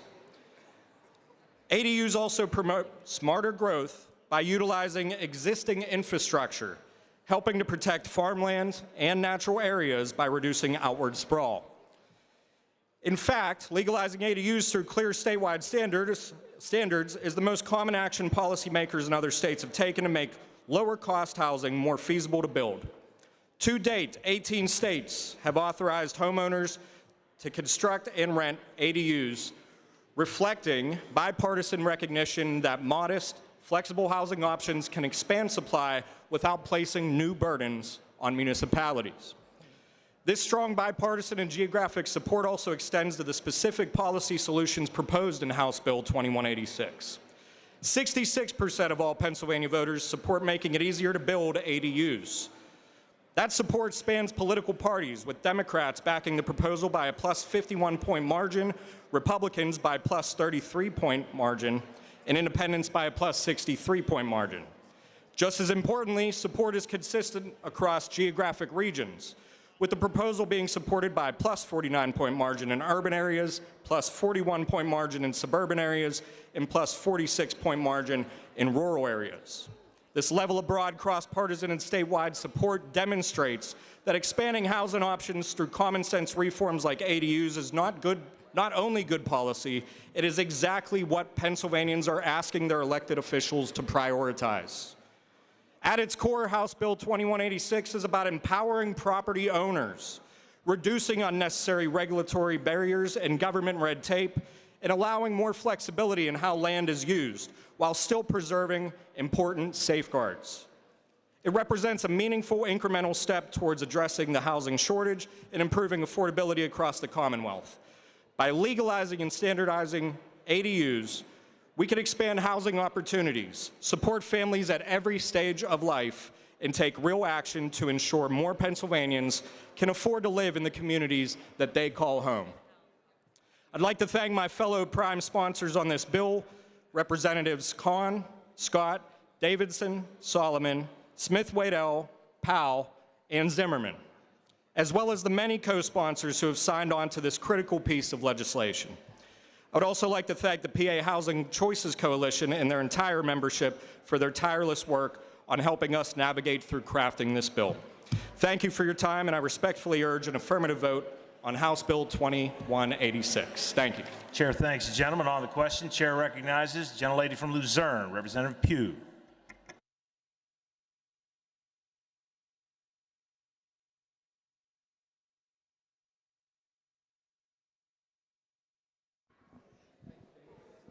Thank you, Mr. Speaker.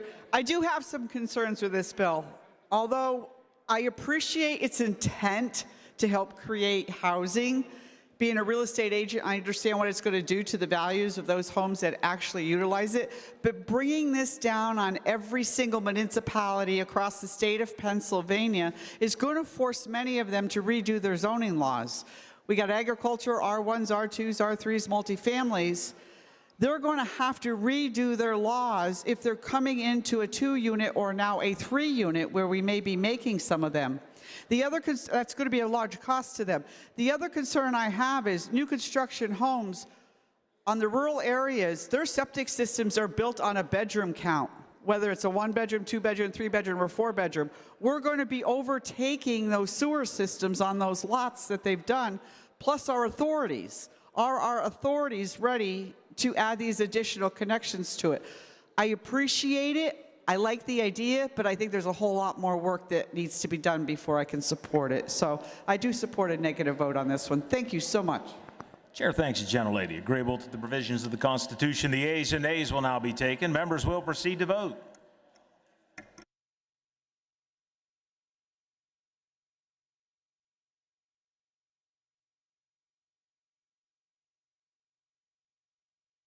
Of all the members voted,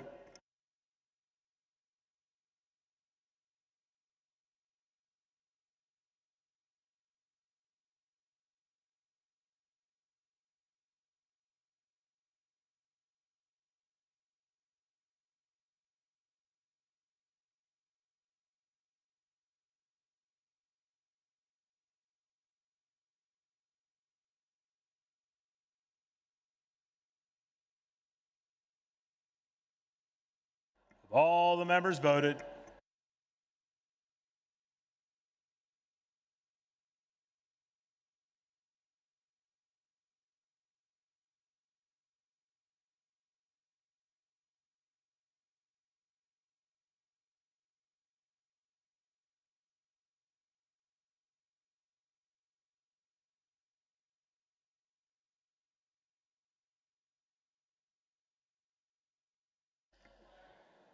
Clerk will record the vote on the final passage of the bill. The yeas are 139, the nays 62.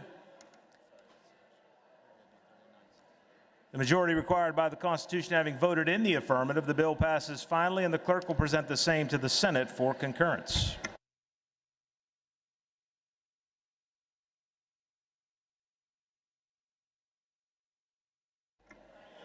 Chair recognizes Majority Leader who calls up House Bill 2254, printers number 3188 on page 2 of Supplemental Calendar A. Will the House agree to the bill? Agreed to. Clerk will read a title and a brief description of the bill. This bill provides for medical marijuana access for terminally ill patients. This bill has been considered on 3 different days and agreed to. The question is, shall the bill pass finally? On the question, Chair recognizes the gentleman from Allegheny, Majority Chair of Health, Representative Frankel. Thank you, Mr. Speaker.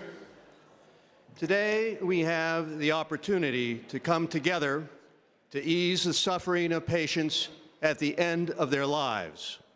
The bill before us is named for Ryan Bartell, a Coast Guard veteran, a father to a young son, an athlete, and an educator who worked with autistic students. At just 41 years old, Ryan received the worst news imaginable. He had stage 4 pancreatic cancer, and he was dying. In the hospital, Ryan was prescribed powerful opioids to manage his pain.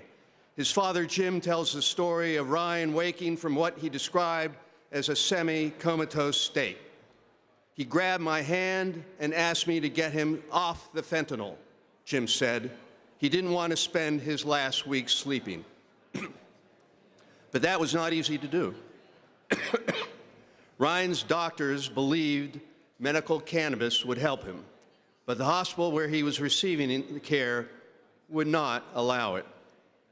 Eventually, his family transferred him to another facility where he was permitted to receive prescribed cannabis spray under his tongue instead of morphine or fentanyl, and it made a profound difference. During the final weeks of his life, Ryan was awake. He was able to speak with his loved ones, and he was able to say goodbye. Ryan lived and died in San Diego, but there are terminally ill patients across Pennsylvania facing the same situation today. In a few moments, we will cast our votes to ensure that patients nearing the end of their lives are not denied access to medical cannabis simply because they are receiving care in a hospital. But what House Bill 2254 really does is give some very sick people the chance to spend their final days conscious, comfortable, and connected to the people they love. Many of us in this chamber have sat beside the bed of a loved one in their final hours. We know the value of one more conversation, one more squeeze of the hand, one more chance to say, I love you. Today, with this vote, we can help give that gift to Pennsylvania families. I ask for an affirmative vote. Thank you, Mr. Speaker. Chair thanks the gentleman. Agreeable to the provisions of the Constitution, the yeas and nays will now be taken. Members will proceed to vote.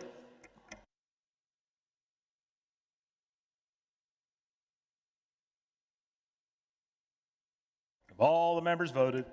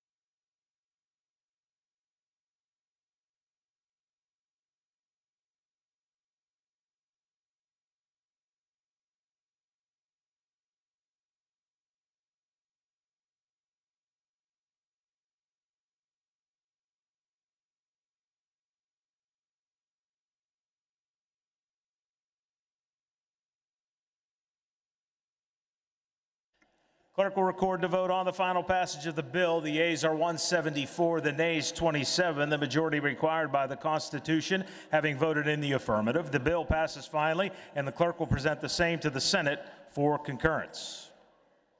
Chair recognizes Majority Leader who calls up House Bill 2274, printers number 3179 on page 3 of Supplemental Calendar A. Will the House agree to the bill? Agreed to. The clerk will read a title and a brief description of the bill. This bill lowers the default speed limit on dirt and gravel roads from 55 miles per hour to 35 miles per hour. This bill has been considered on 3 different days and agreed to. The question is, shall the bill pass finally? Agreeable to the provisions of the Constitution, the yeas and nays will now be taken. Members will proceed to vote.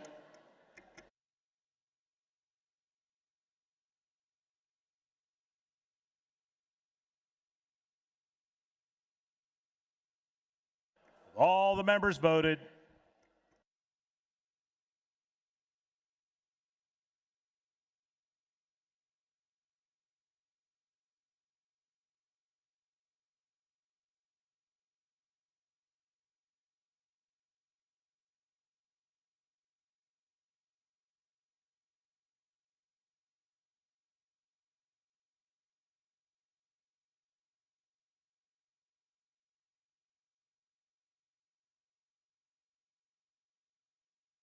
All the members voted.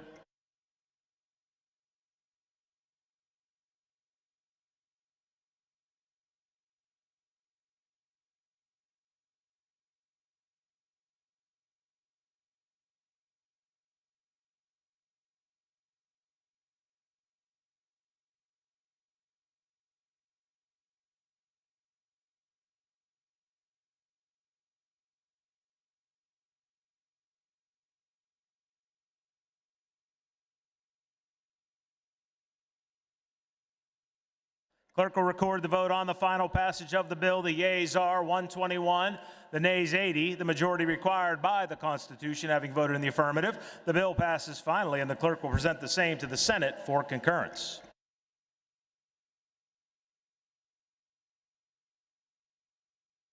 Chair recognizes Majority Leader who calls up House Bill 2363, printers number 3189 on page 2 of Supplemental Calendar A. Will the House agree to the bill? Agreed to. The clerk will read a title and a brief description of the bill. This bill modernizes tagging and reporting of big game harvests. This bill has been considered on 3 different days and agreed to. The question is, shall the bill pass finally? On the question, the chair recognizes the prime sponsor of the legislation, gentleman from Erie, Representative Mirsky. Thank you, Mr. Chair. House Bill 2363 is a practical common sense update to a system with a great deal of hunters in the Commonwealth interact with the tagging and reporting of game harvest.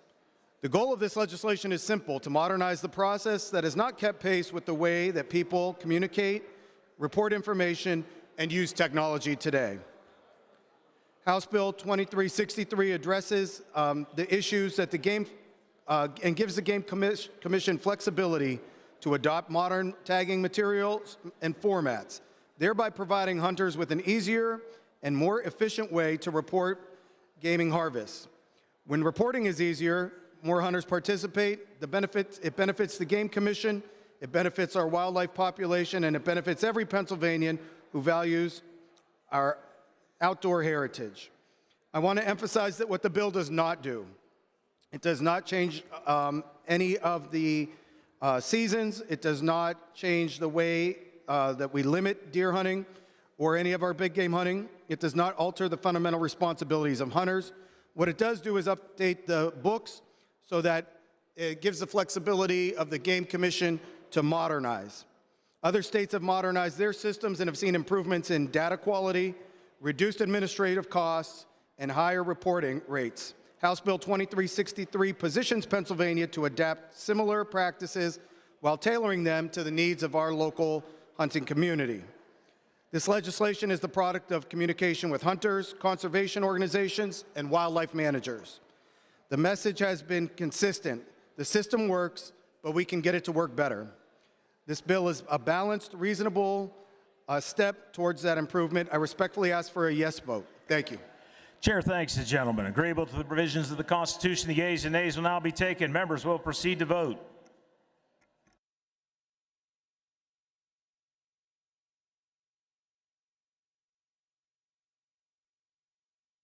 Have all the members voted?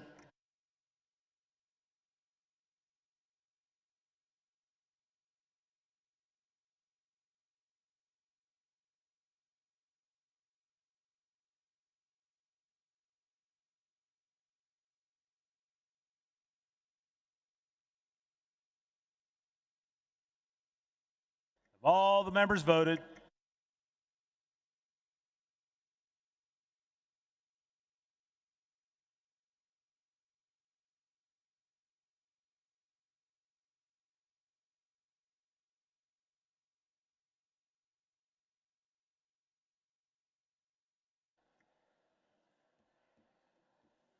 The clerk will record the vote on the final passage of the bill. The yeas are 199, the nays 2, the majority required by the Constitution having voted in the affirmative. The bill passes finally, and the clerk will present the same to the Senate for concurrence. Chair recognizes the Majority Leader who calls up House Bill 2436, printer's number 3374 on page 2 of Supplemental Calendar A. Will the House agree to the bill? Agreed to. The clerk will read a title and a brief description of the bill. This bill redirects all certification fees except for professional educator discipline fees collected by PDE to be deposited into the talent recruitment account. This bill has been considered on 3 different days and agreed to. The question is, shall the bill pass finally? On the question, Chair recognizes the prime sponsor of the legislation, gentlelady from Lehigh, Representative Tiburcio. Thank you, Madam Speaker. There's a common issue for schools from across the Commonwealth in urban, suburban, and rural school districts. That is the struggle to recruit and retain qualified educators. Being a former teacher who spent years nurturing your minds in the classroom and former school board director in the Allentown School District, I have seen firsthand the high teacher turnover rate, and I understand just how important the issue is for schools. This chapter has already taken several steps to remove many barriers to becoming an educator, but in order to continue the progress, we must ensure existing resources are directed to our support for recruitment and retention. Madam Speaker, that's where House Bill 2436 comes into play. This bill redirects standard certification fees to the talent recruitment account. It provides a dedicated funding stream for this account and takes critical steps toward boosting qualified educators across the Commonwealth. This bill supports our schools, it supports educators, and it supports our students, which is the main focus in Pennsylvania. I ask you to vote yes on this bill. Thank you. Chair thanks the gentlelady. Agreeable to the provisions of the Constitution, the yeas and nays will now be taken. Members will proceed to vote.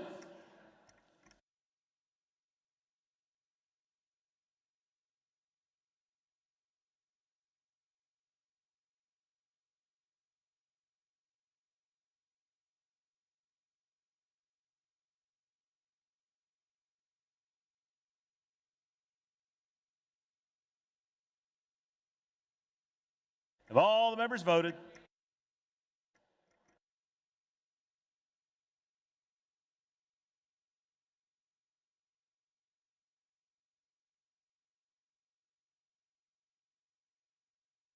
Clerk will record the vote on the final passage of the bill. The yeas are 201, the nays 0. The majority required by the Constitution having voted in the affirmative, the bill passes finally, and the clerk will present the same to the Senate for concurrence.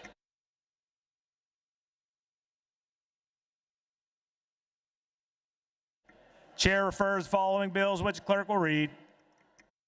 Referrals, June 1st, 2026. House Bill 2586 to professional licensure and House Bill 2581 to state government. The chair is in receipt of the following Committee on Committees report, which the clerk will read. Committee on Committees supplemental report in the House of Representatives, June 1st, 2026. Resolved that Rep. Jane Mazzocco is elected a member of the Subcommittee on Aviation. Respectfully submitted, Rep. Mary Jo Daly, Chair, Committee on Committees. The chair appoints Representative David Mattson as chair of the House Transportation Committee Subcommittee on Aviation. Majority Leader moves that the following bills be recommitted to the Committee on Appropriations. House Bill 1106, House Bill 2365, House Bill 2425, House Bill 2446. Majority Leader moves that the following bills be removed from the tabled calendar and placed on the active calendar. House Bill 69, House Bill 306, House Bill 513, House Bill 1616, House Bill 2117, House Bill 2314, House Bill 2361.